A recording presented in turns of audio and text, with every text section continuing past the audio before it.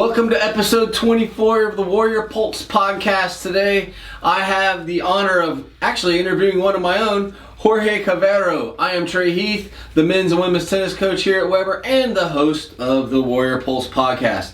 Jorge is from Lima, Peru. He's doing his master's here at Weber, and he's got a pretty interesting story of the journey of his career to getting to this point, almost 29 years old. So, Jorge, welcome to the podcast, and I really want to start out with, tell me a little bit about Lima, Peru.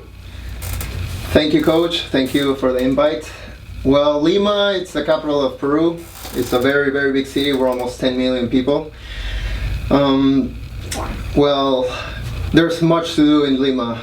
You have it's next to the beach. There's a lot of social life going on. And well, in my personal opinion, I normally spend a lot of time with my family in the weekends or with friends. That was before COVID, obviously. But it's a very cultural city. The food is awesome all over Peru. It has a lot of touristic places to visit, a lot of museums, has a lot of history. Peru in overall is a very historic country.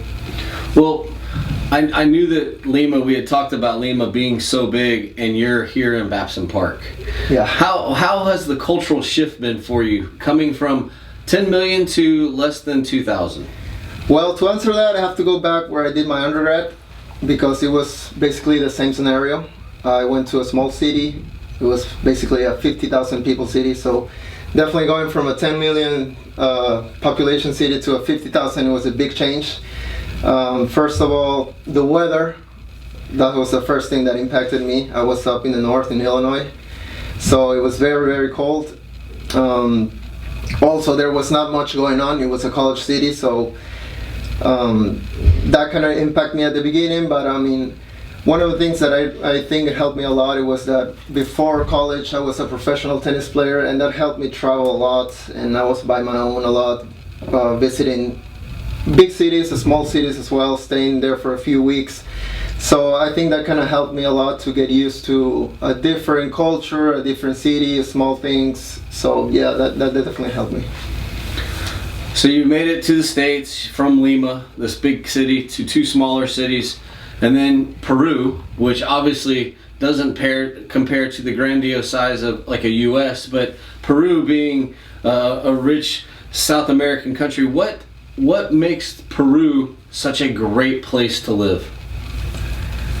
Well, Peru, I will say that what makes it a great place to live is its culture. Like I said, we are very well known for having delicious food, and it's a mixture of not only Peruvian culture, but also cultures from different countries. If you go back to history and from Peru, a lot of people from Asia, a lot of people, well, we got conquered by the Spaniards, so all of that mixes with the Peruvian ingredients, let's call it, that made it a very cultural country. So yeah, food-wise, I mean, like I said, it has a lot of history. It has places where literally the buildings are still the way they were back thousands of years ago, not to mention Machu Picchu, which is one of the wonders of the world, which is amazing. I've had the opportunity to be in there, so it's really an awesome place. It's awesome. What's the number one export that Peru offers to the rest of the world? And you and I have talked a little bit off the books on, you guys have some of the best cotton, is what you were telling me. So what's the number one export, and also what about the agricultural status of Peru? Well, I think Peru moves a lot because of its mining. I would say that's number one. Definitely the mining, gold, silver, copper, etc. Then, like I mentioned before, it has very good quality cotton, and I'm sure we're going to talk about that after. Yeah. Because yeah. And then agriculture, like I said, food-wise, is very rich. Peru has, for example, like 3,000 types of potatoes. Like there is literally a center of potatoes in Peru where they have all types of seed of potatoes, and it's amazing. There's also a documentary on Netflix where you can learn more about that, and they literally have like a seed bank of the potato seeds and this is placed in Peru. But yeah, we have a lot of very particular foods that are being exported to all over the world. All right, so there's some little knowledge for you. I'm gonna have to go to Netflix. I'm gonna learn about the Peruvian 3,000 potato seed farm because that sounds pretty cool, actually. You're a tennis player. How did you get into tennis with all of the things that are possible to do? How did you end up playing tennis as a kid? Well, I have to go back when I was 6 years old approximately, and the first sport that I did competitively was swimming. And to be honest, I was really good at swimming. I had the opportunity to travel in all over South America to swim and compete in tournaments. But it got to a point where I felt that I didn't like swimming. I just didn't like the thing of going back and forth. But that was just me. Yeah. That was just me. I mean, I have a lot of respect for professional swimmers, so it's amazing what they do. But I remember one day I was swimming at a club, and my brother, he was playing tennis at the same club in an academy, and I had asthma as a kid. And as a kid, I remember that day I faked I had an asthma attack. I faked I had an asthma attack, and I told my mom, I can't swim, I can't breathe. So, and the coach also said, okay, stop. And what I did there, I remember clearly, I went to the tennis courts and I saw my brother practicing in the academy with all the other kids. And when we got home, I was like, Mom, I don't want to swim anymore, I want to play tennis. And that was probably when I was like 7 or 8. And the next day she signed me up in the tennis academy. I've also played before with my grandparents, with my granddad and my brother at my house, like against the wall, and also in some courts, but nothing more than that. But I felt like that was the starting point from my tennis career, let's call it. Yeah, when I was almost 8 and a half, I started playing tennis in the academy, training 3 times a week, I remember. And after that, we all traveled to the United States, to California, to live for 4 years. Okay. My parents and my brother. So, tennis started because you faked a major health crisis. Yeah. I like it. I like it a lot. So, I want to jump in. We're going to jump out of the tennis for a second. You moved to California for 4 years. What led to the family moving to California, and what was that for your parents? Well, my dad got a real estate job over there. So we all decided to move to California, and we started living there. We pretty much started from zero. We had luck that we arrived to a family's place. We stayed there for a few months, and then we kind of moved to our own place and started up from there, from the beginning, everything. I mean, I had to go to school there. It was a big change. I didn't know English at all. Luckily, I was a kid, and as a kid, you learn things very, very quick. So I went to elementary school there, I went to junior high, and after all those 4 years, I was also still playing tennis competitively. That's where I started to take it serious. And after the 4 years, we decided to come back to visit our families, but we decided to stay. Okay. Yeah. So so you go back to Peru, you're playing tennis, and obviously you're probably starting to get fairly skilled in the sport at this point. What was the thought process as a middle school, high school kid? I'm going pro or I'm going to college? What was the dream? Well, back home, that was in 2009 where I finished high school. And back in the days, college tennis was not so famous in South America. So if you were a competitive tennis player finishing high school, the next step was going pro. Like, to be honest, how people in South America saw the college tennis world was like a second plate, like a second road to go, not the main one. So all the ones that couldn't make it a pro went to college. But I was lucky. I chose the right path. To be honest, I went to college, got ranked in the ITF ranking, the world ranking for junior players. and got a few contacts from coaches here and there, and decided to go to college in Illinois, and that was an awesome experience. I think that's where I improved the most, tennis-wise, and also as a person. And what did you study? Because you talked about having the opportunity to go play college tennis versus what most South Americans think you should do is go try the pro life. What did you study? And after you finished studying that graduate degree, was there the I'm going to go give this a try, or I'm going to go be a professional business person? What was the thought? Oh yeah, when I went to college, I knew since day one that after I was done with college, I would try pro. Okay. And I studied business management, did the 4 years. I redshirted 1 year, I got injured. And after I graduated, literally 2 days after, I was home getting ready for tournaments, for futures tournaments, for professional tournaments, like the first level of professional competition. And I felt so much confident with my game that the first tournament I played, I did semifinals. So I got ranked professionally, and I got ATP points, which is a professional ranking. But I knew since the beginning I wanted to be a professional player. But I had the sponsors, everything was in place. But that was in May 2014, so I played futures all that year. But by the end of the year, all of my sponsors stepped aside. You know how expensive tennis is for a professional level, so I had to step down and I had to take the corporate world path. Okay. So still got to chase the dream. And this is always that hard question. I always say I ran out of talent. I had heart, I had desire. Obviously finances are always tough.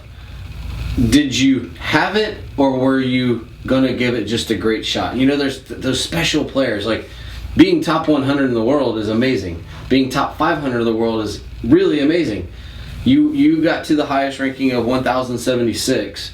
So were you there like, yes, I can go higher, or man, this was a fun experiment? Which way do you think? I know I could have gone higher. It was not only the financial issue, it was also a game problem. Mentally, I was not as strong as the top players. But when I say top, I don't mean the top 100. Right. I mean the, let's say, 600, 500, 400 ATP ranking players. But I think the mental part in tennis is so huge, and that's what makes the difference. And I've realized this a few years ago. Like, when you get to the professional level, everybody knows how to hit a forehand, everybody knows how to hit a decent backhand, a decent serve, a decent volley. But what makes the difference is how well can you play when it's deuce, how well can you play when it's a tiebreak, how well can you play when it's 5-all in the third set. That's what makes the difference. Well, it's funny that you say that. I actually have a quote from Victoria Azarenka. If you still have one more point to play, no matter what the score is, you still have a chance to make a difference in your favor. And you talk about that mental side. It's so true. I mean, we've all seen tennis go from like this guy's killing this person to the point that all of a sudden they're losing. And we see it in the collegiate side. And someone that's playing at your level on that journey, you see it every day. Because some people, they're playing for their food is basically what they're playing for. Yeah. We'll finish up with the pro talk stuff. How did you enjoy the journey of that process of trying to be pro? I enjoyed it a lot. I met a lot of awesome people, got to know different places. Luckily, as a junior and also as a professional player, I got to know pretty much all South America thanks to tennis. I had the chance to visit Europe as well because of tennis. I have had the chance to get my degree because of tennis. So I think the professional tennis career, well, the short professional tennis career that I've had, it was a very rich one. I don't regret any second of it. It's awesome. So from 2015 to 2020, you worked at different companies, the mining and banking industry. You leave this fledgling professional career playing, traveling South, and now you're in an office. How hard was that transition, and how did you adjust to it that you're like, okay, I'm good with this? It was very tough, coach. Actually, I remember my first experience it was in the mining company, and literally going from having a day where you run for 6 hours in the court and conditioning for 2 hours, and then going to a world where you have to sit in a desk from 9 a.m. to 6 p.m. and you only get 1 hour and a half for lunch. It was a huge change. At the beginning, it was very, very hard to get used to, but you get used to it. I mean, I was there for a long time. You learn a lot of things. I learned a lot of things in both industries, how business is handled, how managers manage people. I learned a lot about the mining industry. I was in the accounting department, and yeah, I mean, you get used to it. At the beginning, it's always tough. It's a new change. It's a very big change, but you get used to it down the road. So we're about to touch on some of your entrepreneurial stuff, and before we go there, I think a lot of solo athletes, golfers, tennis players, race car drivers, they're a very entrepreneurial person because a lot of the time their success is a derivative of their work, their own work. It's not relying upon a team. It's them. They create a team, but so does an entrepreneurial person. You, in 2019, started your own athletic apparel brand called Athleos. Why? Well, I'm the person that thinks that in the future, I don't want to be working for somebody else's dream. I don't want my days to go to a business and sit there from 9 to 6. I want to build my own dream. I want to manage my own time, and maybe in the future, if I have kids, I want to spend time with my family, And I know that's hard if you have a job where you have to go from 9 to 6. So apart from that, I also didn't want to leave the sport 100%. So I decided, what can I do in order to get back into sports? I know I don't like coaching tennis because I do not have the patience. And thinking about it, I was like, why not come up with a sports brand? I mean, I know what athletes are looking for when they are looking for athletic apparel, and I can try the clothes. I have friends who still play pro. I have friends in the tennis world, and it was a pretty good scenario. That's why I gave it a shot. Yep. So where did that entrepreneurial spirit come from? Is the entrepreneurial spirit big in Peru, or is this something that you learned from your multiple times in the States? Because we talk about in the United States of the entrepreneurial spirit, but we don't really hear it much from other countries. Is that something you learned in Peru, or is that learned elsewhere? That's a good question, Coach. Peru is ranked second, is the second best country in terms of entrepreneurial spirit. I don't know how they measure that, but in Peru, if you go to Peru, not everybody, but at least I would say 70-80% of the population are entrepreneurs. They have their own business, and you can see the little markets here and there, people selling fruits, people selling clothes, people selling everything. I mean, I will say Peruvians are a very entrepreneurial people. Yep. Okay. So this side hustle turns into a brand, and then all of a sudden, COVID hits. You're just working on it. How did you have to shift your entrepreneurial focus during the pandemic? And I say that knowing one of the answers to that question. How did you shift your focus for marketing, and what did you do to guarantee that you had an influx of money coming in? Well, when the pandemic hit, first of all, I launched some T-shirts and shorts that I was selling. It was not going pretty well, but when the pandemic hit, I think it benefited Athleos.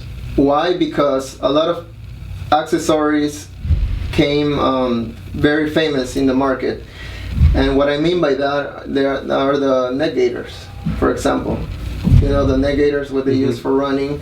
that came very popular in Peru, and I decided to not focus much on the clothing itself, but sell more accessories, in this case the neck gaiters, and it was a boom. I launched a few designs here and there, and people started to like it, to request it. I started to launch more designs, and it was a boom. Like, people really liked it, and I think that's like the star product of Athleos right now, and that's what people are requesting a lot. And I think that's how the brand has gotten very famous, and that has given me the chance to use the brand recognition that Athleos is starting to have to introduce new products. And yeah, I'm basically using this star product that I call it, the neck gaiters, to start introducing new products into the market, and that's really going well. Yep. Well, you are not the first person that started a successful business during a downtime. It's funny how that happens, and you know, was it the mother of necessity is invention or something of that? I can't remember that phrase, but the sports apparel market and clothing in general is a cutthroat business. Are you mom and popping it? Are you packing stuff up in your apartment and shipping it out, or do you have a warehouse, and are you sourcing the cotton yourself and trying on the clothes? How are you managing this while being in America trying to get a master's degree? Yeah, so before the pandemic and during the few months of the pandemic, I was doing everything by myself, in-house. Packing, going to suppliers here and there, getting the clothing ready, the shipping, everything was me. And when I received the opportunity to come to Weber, I remember at one point I thought about like leaving Athleos, because I was like, I'm gonna do an MBA, I'm gonna be playing tennis, I'm not gonna be where Athleos operates. How am I gonna manage this? So I at one point I thought of just stopping Athleos, but one of the persons that convinced me to keep going was my mom. She literally told me, I can help you ship the things, and that was awesome, because right now that's how Athleos is working. With the technology also, it's much easier. But every night I call her, and we are preparing all the shipments for the next day. So during the day I receive the orders here and there, talk to clients, try to sell things, and at night I call my mom, and we prepare the shipments for the next day, and that's every day. Wow. That's how it works. That's awesome. That's awesome. That's good time management, and I think you're on the right track. What's next for Athleos? Well, my ultimate best brand, the best national brand in Peru. I don't want to beat Nike or Adidas. I mean, that's pretty much impossible because they're so big. But I would like to see Athleos being the brand of professional Peruvian players at the beginning. So I want the professional Peruvian players to wear Athleos, because I know the quality and the products that we sell. They're very good, and I emphasize that a lot. I'm really careful with that, because I want my clients to have the best product, and I'm the one who tries the products before launching them. So that's my ultimate goal. What's coming up next? I am launching in the next month. I'm gonna be launching some socks, some hats, and some performance shorts. I call them performance shorts because I want people to use them for like competition. I have some other types of shorts that are for trainings, but that's how I segment my products. Yeah. Awesome. All right, so we're gonna wrap this up here shortly, but I got an entrepreneurial quote for you. Some people like him, some people hate him, but you can't argue with his success. Steve Jobs. I'm convinced that about half of what separates successful entrepreneurs from non-successful ones is pure perseverance. And I'm going to ramble on for a moment, because you were a swimmer. You decided, you saw tennis, you faked a health problem so that you could start playing tennis. You got good in tennis, you started traveling with tennis, you became a professional in tennis. That opened the door to go play college tennis. You get a degree. You have to go work. You then start your own brand during a pandemic, and oh, by the way, I'm going to go to America and get an MBA. You've dealt with COVID, You've dealt with a tennis program that's kind of starting back up, that's faltered. But you also have still continued to be competitive while you're studying. You just won a tournament last weekend. So how are you are showing that perseverance of being a good entrepreneur. How do you set that example for yourself, and how do you share that with others? Like, hey, look, I can do it, and I was a swimmer who faked it. Like, how do you share that with others? Because it's an amazing story of what you're doing and that you're being successful in all the facets that you're attempting. How do you share that? Yeah, well, first, I think the hardest things to achieve are the ones you have to work the most for. So perseverance is key. It's a lot of trial and error. I mean, nothing easy is gonna come. So, for example, setting the example of the tournament that I won, I've been practicing on my own as well for several hours. Not just tennis and conditioning, but I do a lot of stuff on my own. And that's something I didn't do in the past when I was a professional player, for example. So you have to be willing to do things that others are not willing to do. I know you guys probably have heard this very many times, but it's so true. Yeah. You have to be willing to do things that others don't do. For example, waking up very early in the morning, or staying up at night, looking at your business, what's going to come up next. Maybe not sleeping one night. All those things, all those little things add up, and that's what makes a difference, for sure, 100%. All right, 2 more questions, and we'll call it, because I could talk to you for hours because I'm so curious as to your drive. But let's do this. What's the greatest lesson that you've learned, and how did you use it? That's one question. The greatest lesson that I've learned. I will say enjoy every second that you have with your passion. I mean, you never know how long your passion is gonna last, and I've experienced that. I thought after graduating college I was going to be a professional player for many years to come, but I only had 6 months, and it kind of caught me cold by the end of that year when I decided to quit because of the problems that I just talked about. And I wish I could have known that I only had 6 months, or I could enjoy more every moment of it. So yeah, what I can say is, if you have found your passion, enjoy every second of it, because you don't know how long it's gonna last. Dang it, man, you made me ask another question now, because since you have that thought process now, the way you attack your MBA, the way you attack your conditioning now on your personal level, and the way that you're working to structure Athleos, is that lesson driving you now?